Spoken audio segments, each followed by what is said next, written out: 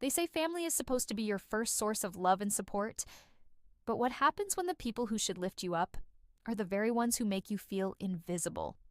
Have you ever fought for someone's approval only to realize you were never even a contender? That was my life.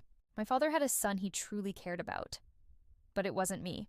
He poured his love, money, and hopes into my cousin, while I was just an afterthought. For years, I believed if I just worked harder, got better grades, joined more activities, he'd finally see me. But nothing changed. And then, the moment of ultimate betrayal came.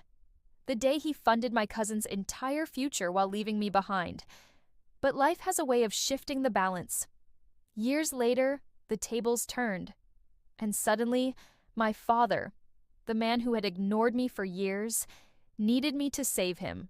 Some wounds don't come from what's said, but from what's never said. My father lost my mother the day I was born. That was the first and last time he ever looked at me with any real emotion. He didn't blame fate, didn't blame circumstance. He blamed me. From the moment I could walk, I felt like a ghost in my own home. He went through the motions, feeding me, clothing me, but never once did he see me. No words of encouragement, no hugs, no acknowledgement that I was even his son. Then came my cousin Jake. His father died in a car crash when we were just kids, and my dad took him in. But instead of sharing his attention, he gave it all to Jake. I became a shadow in my own home, and no matter how hard I tried, I could never be enough. Because, in my father's eyes, Jake had already taken the place that was supposed to be mine. There's a unique kind of pain in being overlooked, when your best efforts are met with silence, while someone else is celebrated for simply existing. I spent my entire childhood believing that if I could just prove myself, my father would finally acknowledge me. So, I did everything I could. I studied harder than anyone, joined clubs, played sports, anything to earn a nod of approval. But no matter what I achieved, it was never enough.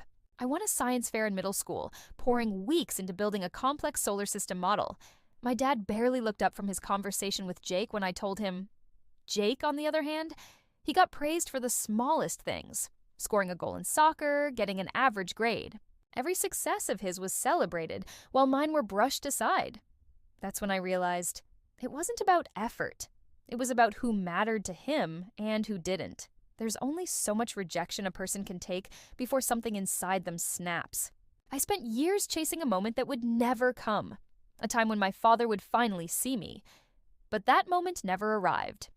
Instead, the final blow came when I overheard a conversation that changed everything. It was late one evening when I walked past my father's room. His voice was clear, confident, excited even.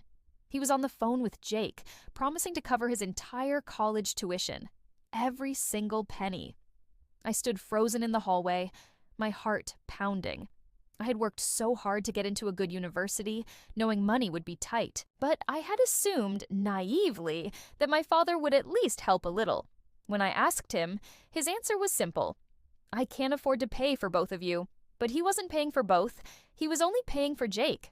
And just like that, my future was no longer mine to control. Life has a strange way of evening the odds.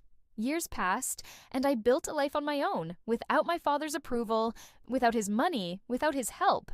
It wasn't easy. I worked long hours, struggled to stay afloat, and often wondered if I had made the right choice. Then, out of nowhere, my phone rang. It was a number I didn't recognize. When I answered, the voice on the other end made my stomach tighten. My father. After all these years, after all the times I had needed him. Now, he needed me. He was drowning in debt. Jake, his golden child, had failed him. For the first time, I held the power, and I finally understood. I had spent my whole life chasing something that was never mine to begin with. Because respect, validation, they aren't something you beg for. They're something you give yourself. Life teaches us lessons in the most unexpected ways. If this story resonated with you, make sure to subscribe and turn on notifications so you don't miss the next one. And before you go, there's another video on the screen right now that I think you'll love. Click it, and I'll see you over there.